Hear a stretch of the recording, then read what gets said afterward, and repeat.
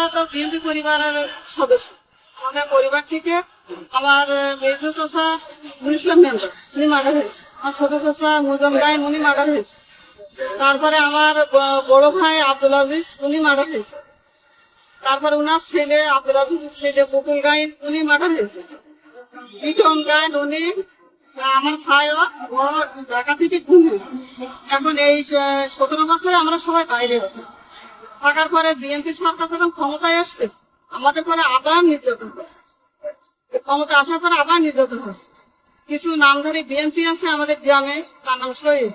সে আওয়ামী লীগের আমলে তার এলাকায় আলিশান বাড়ি করেছে আওয়ামী লীগের সরকার থাকাকালীন। আবার তিনি এই ভোটের পরে আবার সেই আমাদের এলাকার আমাদের বাড়ির সবার ছেলেদের জন্য মামলা দিচ্ছে, মারছে, মাঠে ধান কাটবে, গরু ধরে নিয়ে যাবে, এমন অত্যাচার শুরু করছে। এখন আমি প্রধানমন্ত্রীর সঙ্গে এই বিষয়ে প্রধানমন্ত্রীর সঙ্গে সাক্ষাতের জন্য আমি দরখাস্ত করেছি।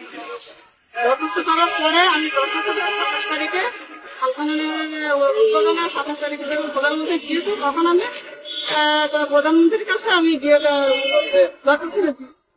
দেওয়ার পরে শহীদের লোকজন ওরা আমার বাড়ি গিয়ে হামলা করেছে। গ্রামের বাড়ি আমার বাড়ি গিয়ে আমার যে হামলা করেছে, আমার আম্মা, আমার ভাই বাবা ছিল, আমি তখন আগে চলতেছে। পরে ওখান থেকে ফোন দিয়েছে এই অবস্থা। আমি লোকজন নিয়ে গেছে, ওরা অনেক লোকজন নিয়ে গেছে, নিয়ে গেছে ওদের গিয়ে ওরা পিস্তল, তারপর লাঠি গেছে। ওরা গেছে ইমামুল পিতা শাহজাহান, সিরাজুল ইসলাম পিতা মিজানুর রহমান, শহীদুল ইসলাম পিতা শাহজাহান, আশিক পিতা সাইদুল ইসলাম, আমিন পিতা কিনামুল, আরো অনেকে ছিল, সবাই তার নাম বলে। এখন এরা সবাই যাওয়ার পরে আমি থানা থেকে পুলিশ পাঠাই। পুলিশ ওনারা গিয়েও সবকিছু ভিডিও সবকিছু রেকর্ডিং করে আসছে।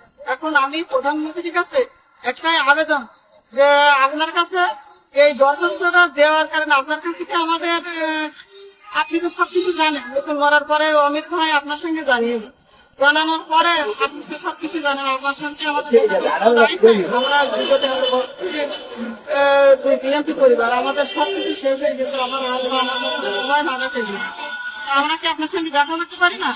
তাহলে কেন তারা আপনার সঙ্গে দরখাস্ত দেওয়ার কারণে কেন আমার বাড়ি তারা আরো বিভিন্ন ভাষায় গালিগালাজ আমার মার্ডার করবে, আমার যেখানে পাবে মার্ডার করবে, আমার স্বামীর মার্ডার করবে, আমার ভাইদেরকে মার্ডার করবে।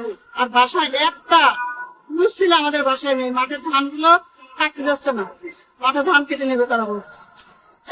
এমত অবস্থায় আমি প্রধানমন্ত্রীর কাছে সরাসরি সাক্ষাতের জন্য আবেদন করি। মাননীয় প্রধানমন্ত্রী তারেক রহমানের কাছে একটাই আবেদন, যাতে আমরা বিগত এত বছর ধরে ত্যাগ স্বীকার করেছি, নির্যাতন স্বীকার করেছি, আমাদের পুরো ফ্যামিলিটা নির্যাতনে জর্জরিত, এখন আমাদের আবার নতুন করে নির্যাতন করছে। আমাদের এই আবেদন যে আমরা প্রধানমন্ত্রীর কাছে আমাদের নিরাপত্তা চাই, আমাদের বাড়ির নিরাপত্তা, আমাদের সকলের জাহানের নিরাপত্তা চাই, এই অনুরোধ আপনার কাছে আমাদের।